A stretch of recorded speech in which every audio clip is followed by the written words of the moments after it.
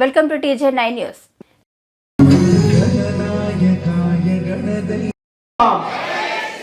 జై శ్రీరామ్, జై శ్రీరామ్, వందే మాతరం, వందే వందే, జై జై మాతా భారత్ మాతా.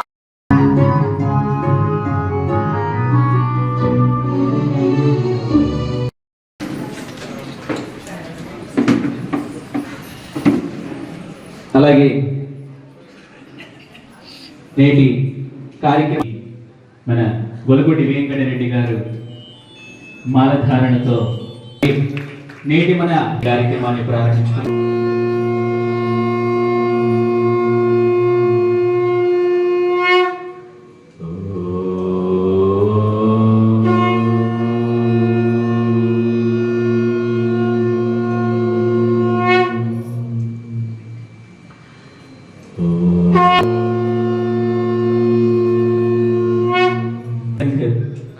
శత వసంతోత్సవాలను పురస్కరించుకుని సుమారు 1,00,000 పై స్థలాల్లో ఉపమండలం పరిధిలో ఈరోజు మనం నిర్వహించుకున్నటువంటి ఈ హిందూ సంభాషణం చేయడం కోసం ఇచ్చేసినటువంటి పీఠానికి పంచమ పీఠాధిపతిగా, అలాగే ఆంధ్ర రాష్ట్ర ధార్మిక సామాజిక పరిషత్ అధ్యక్షులుగా వ్యవహరిస్తూ అనేక ప్రవచనాల ద్వారా సమాజంలో అద్భుతమైనటువంటి మార్పును తీసుకొస్తున్నటువంటి పూజ్యశ్రీ సాయిదత్త నాగానంద సరస్వతి స్వామీజీ వారికి సాదరంగా స్వాగతం పలుకుతున్నాం. అలాగే నేటి మన ముఖ్య అతిథి అయినటువంటి వారు శ్రీ దాట్ల వెంకట సత్యనారాయణ రాజు గారు, వారికి సాదరంగా స్వాగతం పలుకుతున్నాం. అలాగే ముమ్మడివరం ఖండ సంఘచాలకుగా శ్రీమాన్ మాననీయ శ్రీ పెన్మెత్స కృష్ణంరాజు గారు, వారికి సాదర స్వాగతం. అలాగే నేటి ఈ కార్యక్రమానికి ప్రధాన వక్తగా వ్యవహరిస్తున్నటువంటి వారు విశ్వ హిందూ పరిషత్ ఆంధ్ర తెలంగాణ ఇరు రాష్ట్రాల కార్యదర్శి వర్యులు శ్రీ తనికెళ్ల రవికుమార్ గారు, వారికి సాదరంగా స్వాగతం పలుకుతూ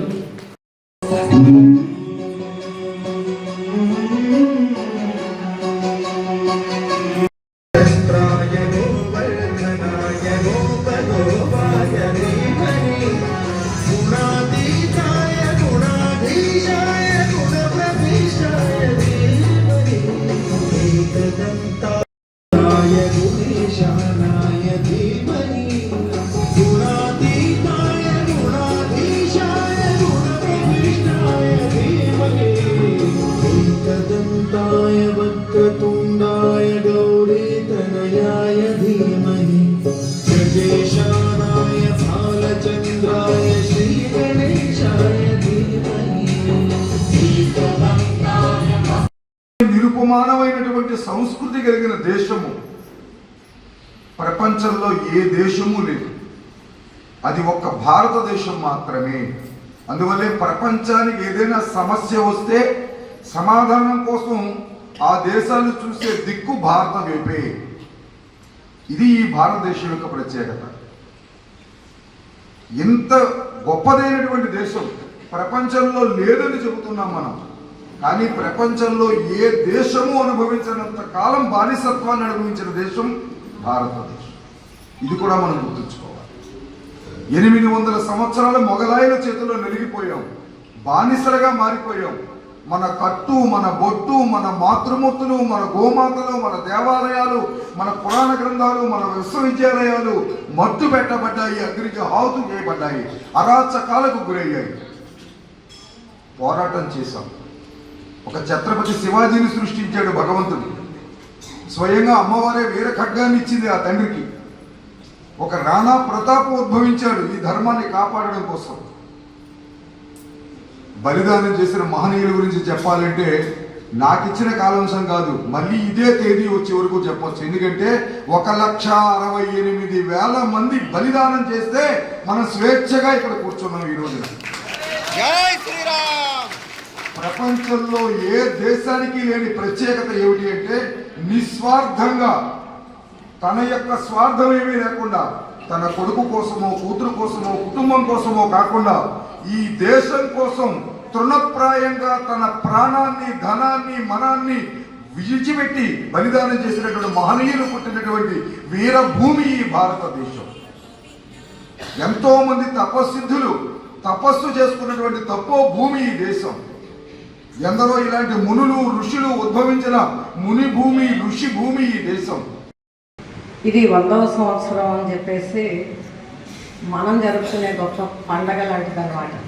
హిందువులందరం ఏకమయ్యి హిందువులందరం కూడా హైందవ సంస్కృతిని నిలబెట్టడం. హైందవ సంస్కృతి అంటే ఏంటంటే మనకున్నటువంటిది మన ఇంట్లో మనం నిత్యకృత్యం మన పెద్దవాళ్ళు ఏదైతే ఆచరిస్తున్నారో దాన్ని వదిలేయకుండా దాన్ని అనుసరించడం. అలాగే మన నదుల్ని సంరక్షించుకోవడం, మన గోవుల్ని సంరక్షించుకోవడం, అలాగే మన పిల్లలకి మంచి నడవడిక అలవాటు చేయడం. ఇది స్త్రీలుగా మనందరం చేయాల్సింది, పురుషులుగా కూడా చేయాల్సింది. ఇతిహాసాలని చదవడం. ఇతిహాసాలను ఎందుకు చదవాలి అంటే రామాయణం చదువుతున్నాం అంటే రాముడు పాత్ర ఎలా ఉంది, రాముడు ఏ రకంగా నడుచుకున్నాడు, రాముడిగా మనం ఎలా మారగలం అనేటటువంటి అంశాన్ని మనం తెలుసుకుందుకు. మహాభారతం చదువుతున్నాం, ఎలా ఉంటే మనకి మంచి జరుగుతోంది, ఎలా ఉండకుండా ఉండాలి, మనం ఏ రకంగా ప్రవర్తిస్తే మనం అనేకమైనటువంటి ఒడిదుడుకులని ఎదుర్కొంటాం అనేటటువంటి విషయాలను కూడా మనం గ్రహించగలుగుతాం. అంతేక ఆ రామాయణ, భారత మహా ఇతిహాసాలన్నీ కూడా, గ్రంథాలన్నీ కూడా ఏదో పూర్వం నుంచి చదువుకునే గ్రంథాలని తీసి పడేసుకునేటటువంటివి కావు. అలాగే మేము ఈ మధ్య రామాయణం చదవాలి అనే ఒక సంకల్పం పెట్టుకున్నాం. ప్రతి ఇంట్లోనూ రామాయణం వాళ్ళ ఇంట్లో ఒక గ్రంథం చదువుతూ ఉండి రాముడి చరిత్ర తెలుసుకుంటే మన దేశం కూడా రామరాజ్యంగా మారుతుంది. ఆలోచించి చూడండి, రాష్ట్రీయ స్వయం సేవక సంఘ్ తను 100 సంవత్సరాల పండుగగా చేసుకోవాలి అన్నట్లయితే ఒక అర్ధగంటో లేదా గంటో నిడివి కలిగినటువంటి ప్రాయోజిత కార్యక్రమాలని తయారు చేసుకుని దేశంలో ఎన్ని టీవీ ఛానల్స్ ఉన్నాయో అన్ని టీవీ ఛానల్స్లోనూ ప్రోగ్రాంలు ఇవ్వలేదండి? ఇవ్వటం చేత కదా? ఒకసారి ఆలోచించండి. ఎన్ని కూడళ్ళు ఉన్నాయో రాష్ట్రంలో, దేశంలో అన్ని కూడళ్లలోనూ ఆర్ఎస్ఎస్ అని చెప్పి, భారత మాత ఇది ఆర్ఎస్ఎస్ అంటారు అని చెప్పి ఫ్లెక్సీ బ్యానర్లు కట్టించుకోలేదండి? కానీ అలా ఎక్కడైనా చేసిందా? చేయలేదు. ఇప్పుడు ఏం జరుగుతోంది? 100 సంవత్సరాలు అంటే 100 సంవత్సరాలుగా ఇలాంటి మహానుభావులందరూ కలిసి సంఘర్షణ చేతన నిలబెట్టుకున్నటువంటి భారతీయ మూలాలు మనం ఇంతవరకు ఏం చేసుకున్నాం, తర్వాత సమాజంలో ఇంకా ఎలాంటి మార్పులు కావాల్సి ఉన్నాయి, వాటి కోసం మనం ఇంకా ఏ రకంగా పునరంకితం కావాలి అనేటటువంటి దాని మీద దృష్టి పెట్టుకుని సమాజంలో ఉండేటటువంటి ప్రతి హిందూ గుండె తలుపు తట్టడం కోసం, హిందూ చైతన్యం కలగడం కోసం, హిందూ సంఘటనంగా కలగడం కోసం, అంటే మేమంతా హిందువులుగా నిలబడి ఉన్నాము, మా తాతల కాలం నుంచి మేము ఏ రకంగా అయితే ఈ సంస్కృతి వారసులుగా నిలబడి ఉన్నామో, మా పూర్వీకులు మాకు ఎలాంటి వారసత్వాన్ని అయితే అందించారో అంతే స్వచ్ఛంగా అట్లాంటి శుభదాయకమైనటువంటి స్వచ్ఛమైనటువంటి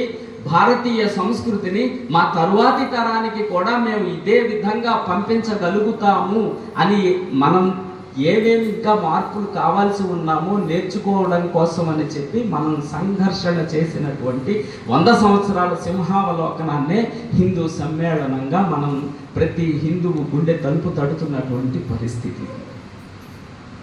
మనకి కుటుంబము ఏ రకంగా ఉన్నది ప్రస్తుతము, అలాగే మనం వాడుతున్నటువంటి వాటిల్లో మనకి హానికరమైనటువంటి వ్యర్థాలను కూడా మనం వాడేస్తూ ఉన్నాము.